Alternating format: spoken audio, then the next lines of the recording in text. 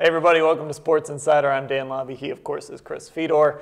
We've got another great show for you today. We're going to talk Browns with Mary Kay Cabot. Cavaliers finally playing real basketball. We're going to talk about that with Chris Haynes. And we'll even talk some Indians with Paul Hoynes. Some Mark Shapiro news that we want to get into a little later with Paul Hoynes. Blue Jays fans apparently already petitioning for Mark Shapiro to be fired. So things are going great in Toronto. Let's get right to it, though. Let's talk Browns and bring in our Browns beat reporter, Mary Kay Cabot. Mary Kay, how are you? I'm great, guys. How you doing? Doing well, and Mary Kay, obviously, there's a chance that if Josh McCown can't go on Sunday, Johnny Manziel could start unless the NFL intervenes. What's the latest that you have on Johnny Manziel? Well, last night, Heather McPhee, the NFLPA attorney, was here. She represented Johnny Manziel, and they went he was interviewed by, the high-powered NFL investigator, Lisa Friel. She was a longtime Manhattan prosecutor, and she dealt with all domestic violence cases and sex crimes and things like that. So they were, questioning Johnny about the incident with Colleen, kind of really delving into that. And I've been in contact with the NFL this morning. There's no update. It's still under review. They have not made a decision yet.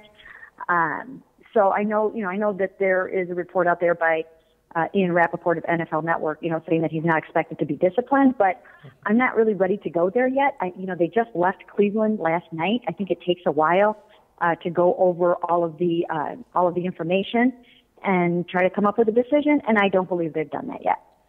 Mary Kay, this was a huge year for Johnny, especially given everything that he went through on the field last year as a rookie and then off the field in between his first and second seasons. He's even talked about last year being a lost year. So it was up to him to kind of show the Browns that he was going to be different this year and they can trust him moving forward. Do you feel like Johnny has taken the steps to prove to this organization that he is different, he has matured, he has changed? Well, you guys, may have seen it right after this incident, the day after I said that I thought Johnny needed to go back to rehab. Mm-hmm. And you know what? I still feel that way. I haven't changed my stance on that. I think that this incident, coupled with a lot of other things that I've been hearing along the way, is a sign that Johnny, kind of spun back off track, pretty quickly, after he got out of rehab. I don't think this was the first time, from what I understand, this wasn't the first time that he knocked back a drink. So I would have to say that, no, I don't think he, outside of the building, has done everything that they need him to do to be a committed starting quarterback, and there are still issues. Mary Kay, looking at the quarterback situation for Sunday, we've heard from Josh McCown a couple times already this week. Look, he's a guy that wants to play, but he hasn't practiced yet. Do you expect him to start on Sunday? You know what? From everything that I've been hearing, yes, I kind of do expect him to start. But gosh, when you get to Thursday and he might not even be practicing today, then you have to start to wonder. But he's a 13-year veteran. He knows the plays, and like Mike Pettin said, they're kind of going up against similar defense to the Jets because Todd Bowles and Bruce Arians worked together for so long, and so they have a similar defensive scheme. And he knows he's studying, he's preparing. I'm going to still say that my gut feeling is that Josh McCown is going to start this game. I know he expects to start the game, and the Browns are hoping that it turns out that way. Mary Kay, there's been a lot of conversation in Berea this week just about the Browns' running game. Isaiah Crowell, Robert Turbin, Duke Johnson, and another guy that could have been in the mix, Chris Johnson of the Arizona Cardinals, who's number 2 in the NFL in rushing. How serious were the Browns at all in their pursuit of Chris Johnson this offseason when he was a free agent and he was out there for any team? Well, seeing as though I asked Mike Pettin about that yesterday, and I do plan to do a post on that sometime today. When I asked him about it yesterday, he almost acted like he didn't even realize that Chris Johnson was available until the Cardinals signed him on August 17th. If you recall, they were still, talking about Ray Rice a little bit, as somebody that they might want to bring in because of injuries to Duke Johnson and whatnot. So I don't think he was on their radar at all. And, hey, look what the Cardinals have been able to get out of Chris Johnson. Like you said, second in the NFL in rushing. And when you watch that Monday night game, there he is speeding down the field. So why the Browns, didn't give it consideration when they had the opportunity. I don't know, but it couldn't have been on the front burner if Mike Pettin seemed absolutely baffled when I asked him about it yesterday. Mary Kay, beginning on Sunday and then, of course, on Thursday, the Browns are going to play a couple of very good football teams.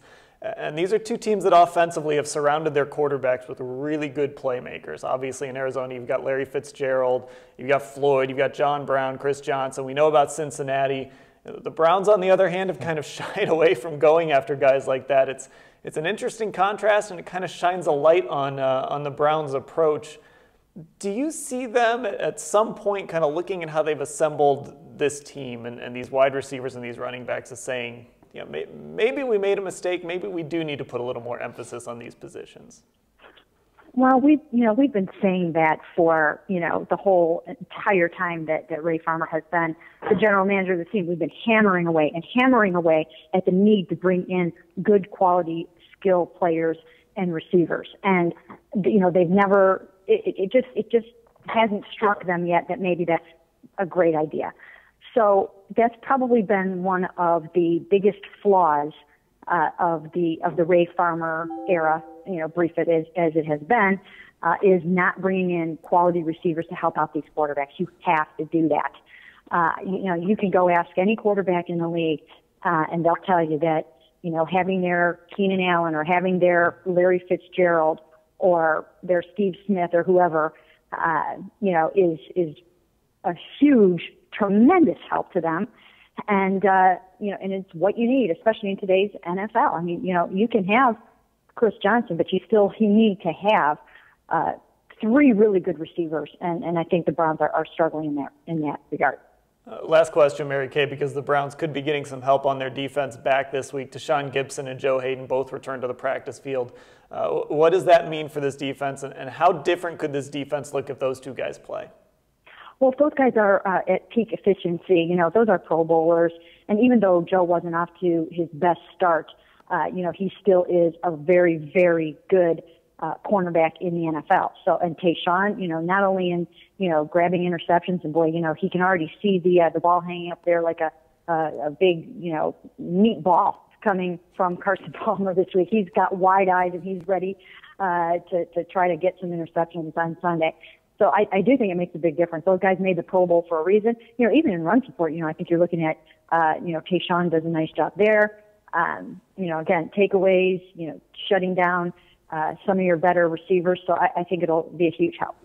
All right, Mary Kay Cabot, our Browns beat reporter. Thanks for the time, Mary Kay. Thank you, guys.